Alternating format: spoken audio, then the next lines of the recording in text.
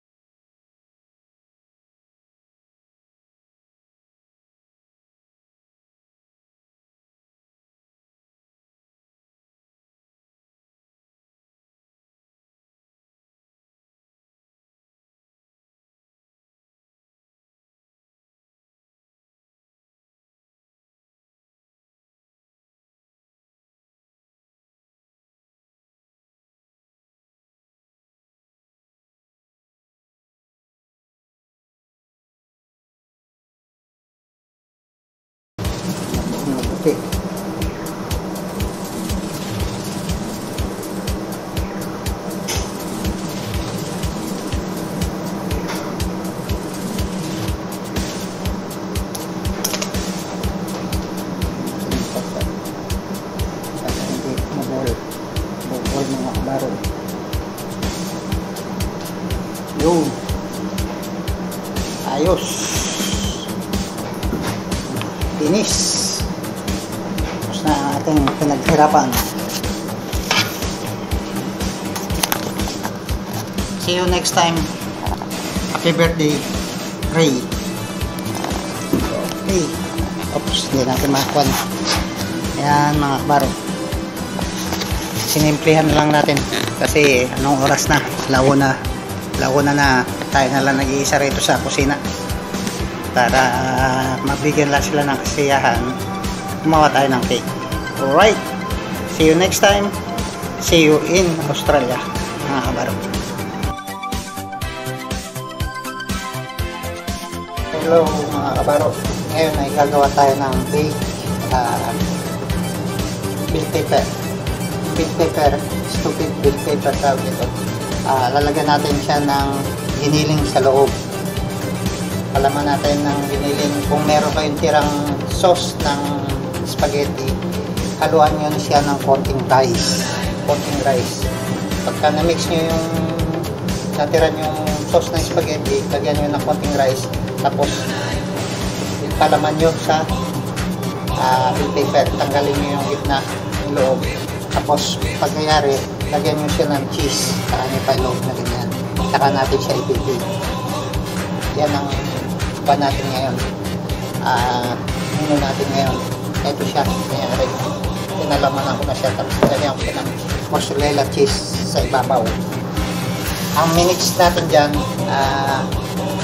kahit na pork mince or beef mince or yung tira yung leftover nyo na kuha ng spaghetti sauce, haluan nyo ng konting rice, tapos may carrots din kayo o yung pinagtuluhan din ng bill paper, tagtarin din nyo, isama nyo, saka nyo ipaloob sa loob, at tapos lagyan nyo ng cheese sa ibabaw, saka nyo ilobin. Pwede rin siyang ilagay sa, gamitin nyo sa, kung meron kayong microwave, pwede rin sa microwave mga kabaro. Kasi mix lang natin ito. Mga siguro 20 minutes or 30 minutes din ito maluto. Hanggang hindi siya medyo black yung one.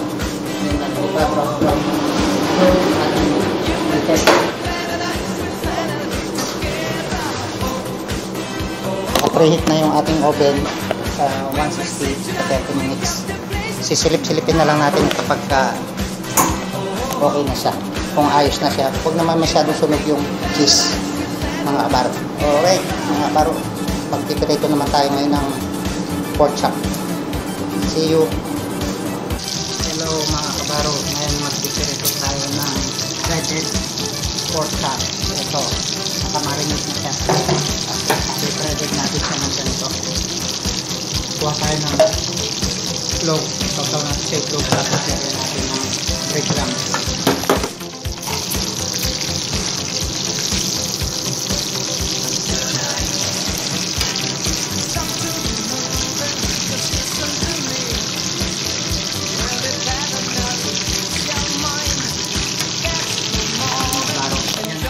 Ito ang ating pan sa soso natin. Yung pork chop, kamarinate na ito sa garlic, tikuman, at saka vinegar, saka salt and pepper. Tapos lubog lang natin siya sa egg. Lubog sa egg, natin lalagay ng breadcrumbs. Saka natin siya deep fry. Pwedeng deep fry, pwedeng tirito lang sa kuwan. Mas maganda to kung lubog sa mantika mga kabaro, para parehas ng luto.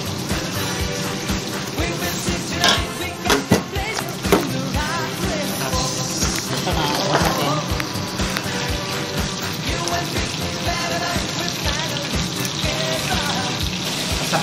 Tapat nga nito yung in-oven natin na bill paper.